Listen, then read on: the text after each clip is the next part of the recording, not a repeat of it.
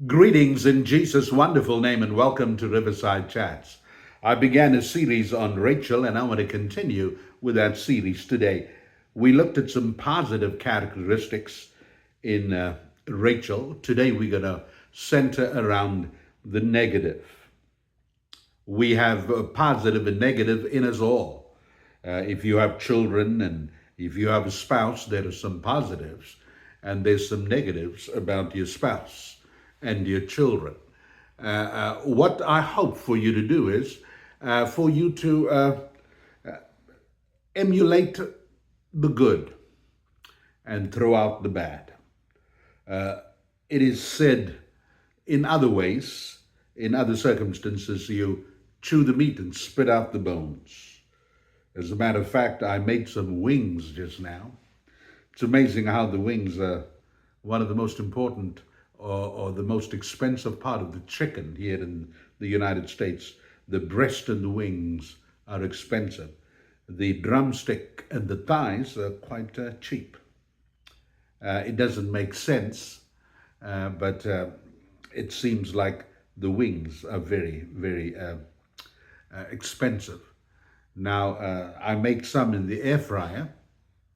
My wife Cheryl is gone out to the kids tonight, so it's Sunday evening, and I am doing these programs. But while I was eating the wings, I had to eat the meat and spit out the bones. There's a lot of bony pieces in the wings. Not so much meat, but very, very tasty.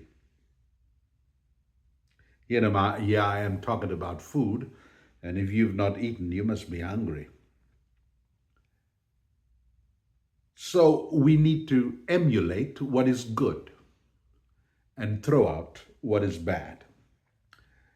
Now, this lesson will focus on this truth that Rachel was jealous and at times full of bitterness and hate.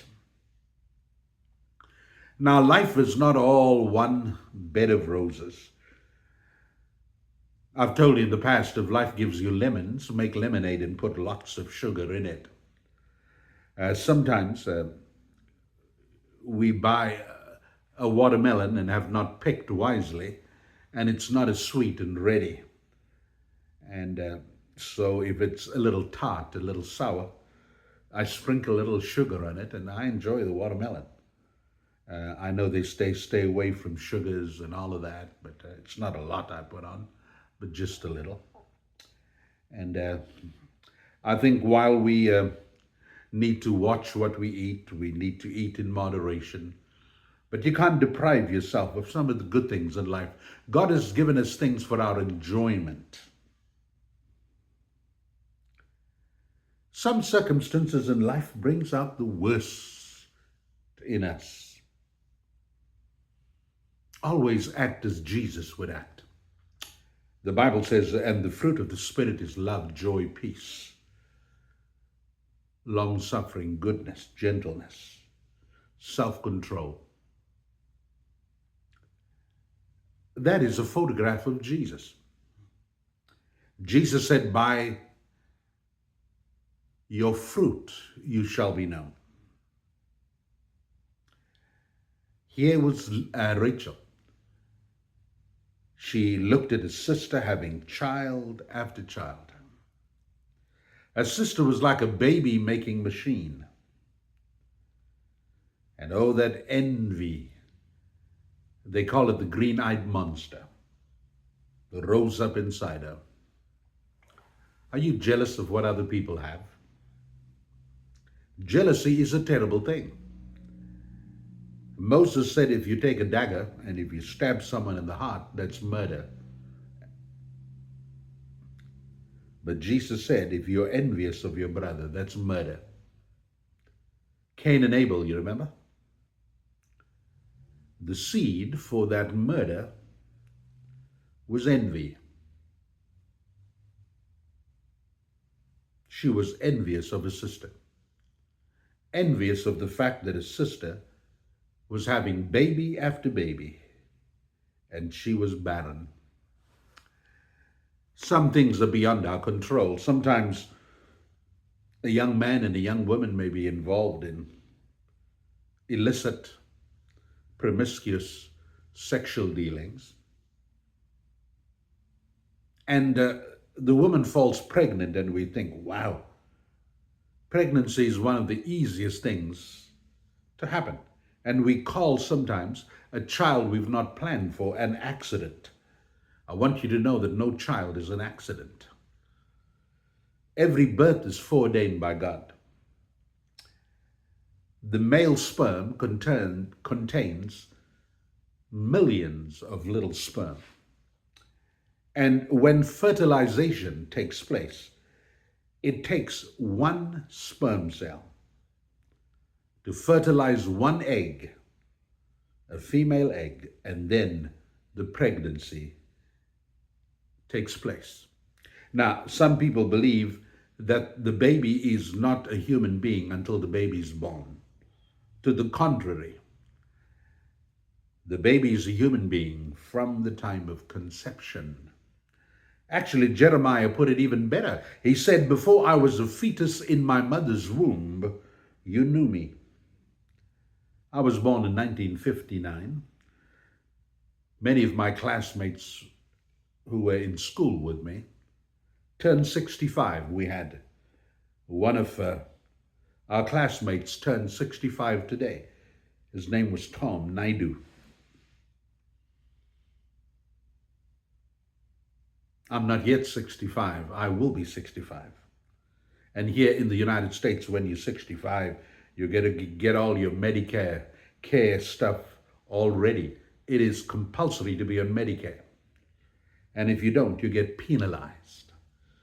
So I called the other day and they told me 3 months before your birthday or 2 months before your birthday, make sure you apply for it. And I called, and to my surprise, I was automatically enrolled because I'm on I'm on Social Security this year. I'm allowed to work so many hours. I thank God for my health. I feel fine. I'm not planning to retire. I'm just planning to refire. You know, children in the society that Rachel and Leah lived in, and Jacob, were seen as the greatest blessing. It was also seen as one of the main purposes of marriage. The Bible tells us in the book of Micah that the purpose of marriage is godly offspring. Now, there are some people who don't have children. A child is an extension of yourself. Today, 2 of our grandchildren came home. And they came home because their Aunt Abby was there. And they were getting on so well and talking, and it's wonderful to look at your grandchildren. They're an extension of who you are. And there's such a bond, there's such a love for your grandchildren. Never mind grandchildren, Rachel had no children. Sometimes you look at the casual affair between a man and a woman, and the woman falling pregnant, and you think it's so easy. You ask a woman who's trying to fall pregnant. Every conception is an absolute miracle. There are no accidents in conception. God is working His divine purposes. It's amazing. God gives a man and a woman a wonderful opportunity to bring an eternal being into the world that'll never die. You know, everyone is destined either for heaven or for hell. Just to think, my DNA is present in my children. My wife's DNA is present in our children. It can be determined that I'm the father of my children by a paternity test. There are traits in me that are in my children. There are traits in my father that's in me. There are traits in my mother that are in me. Now, some people say I favor more my mother's side of the family than my father's side of the family. But believe you me that while the looks may not be there, there's a lot that of my dad in me. And we appreciate our parents. Rachel was envious of her sister. But you can understand why she was. Because she wanted children. But God was teaching her a lesson.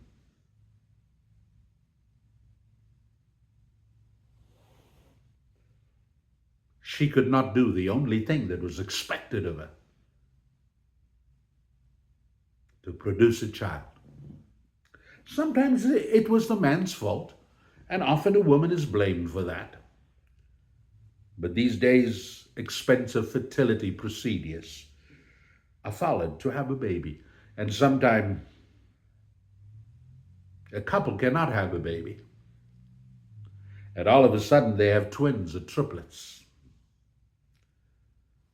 One of my sons is married to one of the triplets. She's the youngest. Her name's Courtney. She's a good mother. Oh, she loves her children.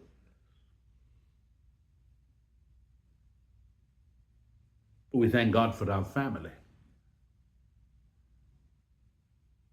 There were both social and economic implications from not having children. Your wealth was determined by how many sons you've had.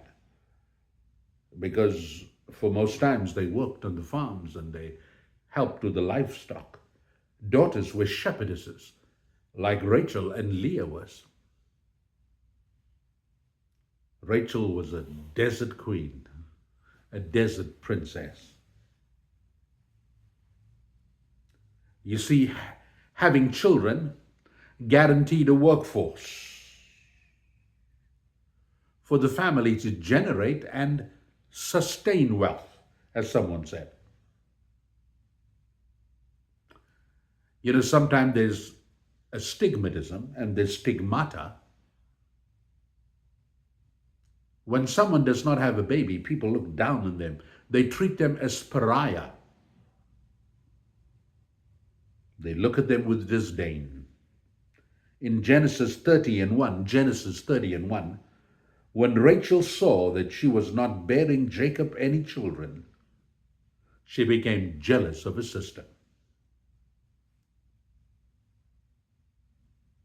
Jealousy is a terrible thing.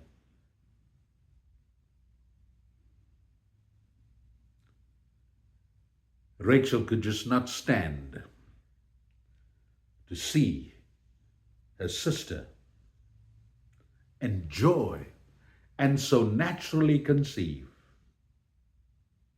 It was impossible for her to conceive. The Bible says, our children are a heritage from the Lord, and the fruit of the womb is our reward. I've had 2 marriages, 2 children from each marriage. My first wife died after 6 years and 4 months of marriage. I'm glad for 4 children. It's considered a large family. You know, some people, they say, well, I cannot afford to have children. It is a terrible world to bring children into, so I'm going to be selfish and not have children. Have children. God takes care of us. We had more than enough. And now we reap the benefits of a wonderful family. May God help us not to be envious of anybody. May God help us not to be hateful, to love, and be thankful for all of our God-given gifts and abilities. God bless you and love you.